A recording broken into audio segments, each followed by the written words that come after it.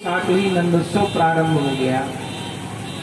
तो जन्माष्टमी की रात्रि को भी ठाकुर जी का शयन नहीं होता अपने यहाँ, और रात भर जाग करके जब पाठ कीर्तन चलता है।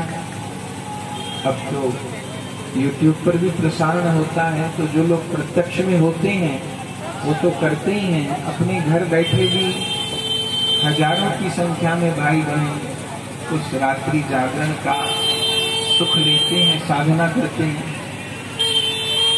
आज शरद पूर्णिमा को भी प्रभु का शयन नहीं हुआ, रास हुआ। एक रात्रि ब्रह्म रात्रि के समान हो गई। आज भी ठाकुर जी का शयन नहीं है, और जब प्रभु नहीं विश्राम करेंगे तो सेवक कैसे करेगा।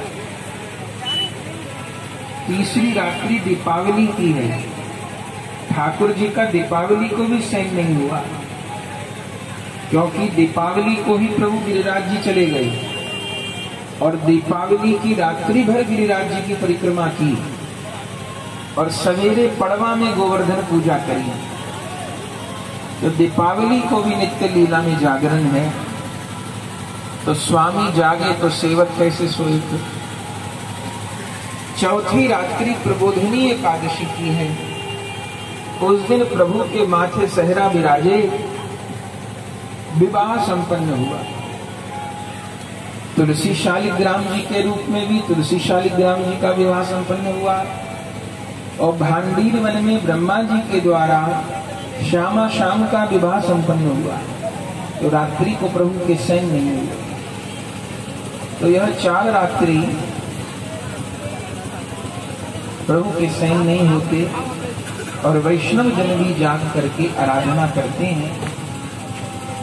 ऐसे गुरुजनों के द्वारा प्रदत्त जो गुरु मंत्र होता है उसका रात्रि को जप नहीं होता, लेकिन इन 4 महारात्रि में रात्रि को भी जप संभव है।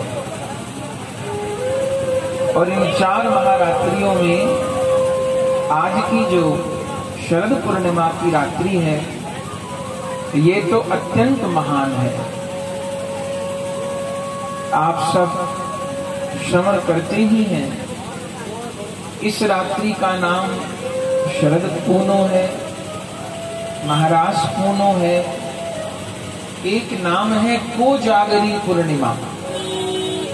आप पुराने जो हिंदी के कैलेंडर होते हैं उनमें देखेंगे तो आज की रात्रि का एक नाम है कोजागरी। कौन जाग रहा है? कोजागरी पूर्णिमा। पुराणों में अनेक उल्लेख हैं। श्री लक्ष्मी जी का भी आविर्भाव शरद पूर्णिमा को ही हुआ,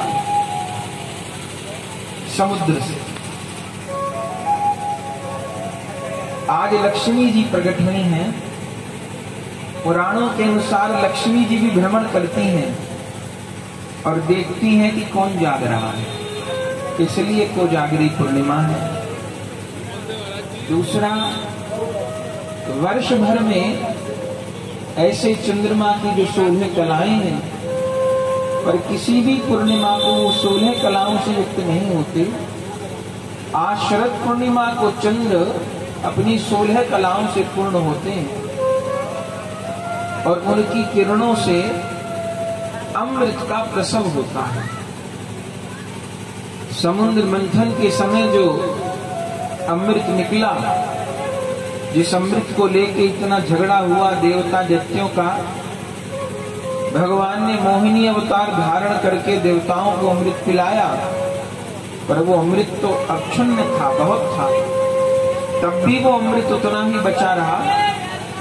तब उस अमृत को देवताओं ने चंद्रमा के पास सुरक्षित रख दिया। तब से चंद्रमा का एक नाम हो गया सुधा।